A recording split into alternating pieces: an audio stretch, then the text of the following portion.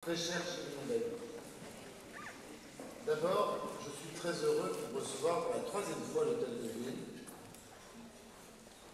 Cela veut dire que vous êtes de plus en plus chez vous, à Paris, et dans la maison de la démocratie parisienne.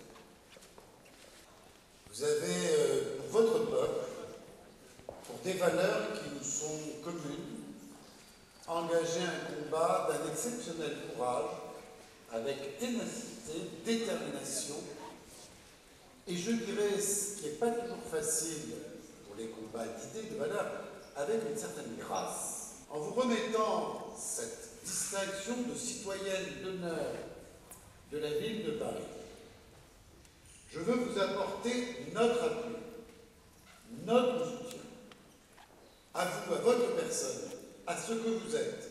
Chère Chéline Badi, merci de nous faire aimer l'Iran. Je suis très heureuse et très honorée de recevoir cette distinction en tant que citoyenne d'honneur de Paris et je tiens à exprimer toute ma gratitude à tous les membres du conseil municipal, plus particulièrement à M. Chakira, ainsi qu'à M. le maire de Paris, M. Bertrand Delanoë. Il y a un an, les élections présidentielles ont eu lieu. Les Iraniens sont descendus par milliers, par millions dans les rues pour exprimer leur protestation face aux résultats de ces élections. Cette protestation s'est faite de façon pacifique, elle s'est faite en se basant sur un droit qui leur est accordé par la constitution iranienne et la seule réponse qu'ils ont trouvée auprès de leur État, ça a été les balles et ça a été la violence. Plus de 70 personnes ont été tuées, des milliers de personnes ont été emprisonnées, un certain nombre de ces prisonniers sont décédés sous la torture, et également, nombre de prisonniers ont témoigné d'avoir subi des viols. L'État lui-même a reconnu l'exécution de 8 prisonniers à ce jour et il y a encore 15 prisonniers qui sont menacés de subir l'exécution.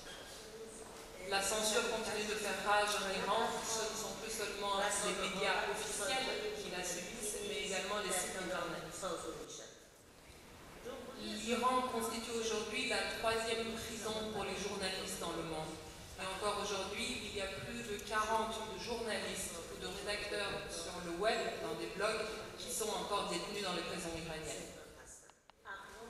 Les ethnies minoritaires sont également la cible de cette répression violente exercée par l'État, puisque les Kurdes, les Baloutches, les Azéris, les minorités arabophones subissent également cette répression.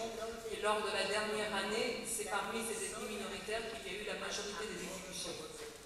Quant aux femmes qui combattent pour l'égalité des droits, on les accuse d'œuvrer contre la sécurité de l'État. On les a emprisonnées et certaines d'entre elles sont visées par des peines extrêmement lourdes.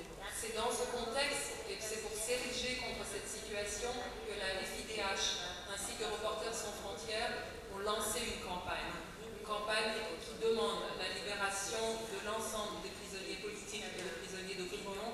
Et c'est dans ce contexte que moi j'appelle tous les peuples libres du monde, et notamment le peuple français, à soutenir cette campagne. J'appelle la communauté internationale de cesser de focaliser toute son attention sur la question du nucléaire iranien et de prendre également en considération la violation des droits de l'homme et la mise à mal de la démocratie qui pèse sur le peuple iranien.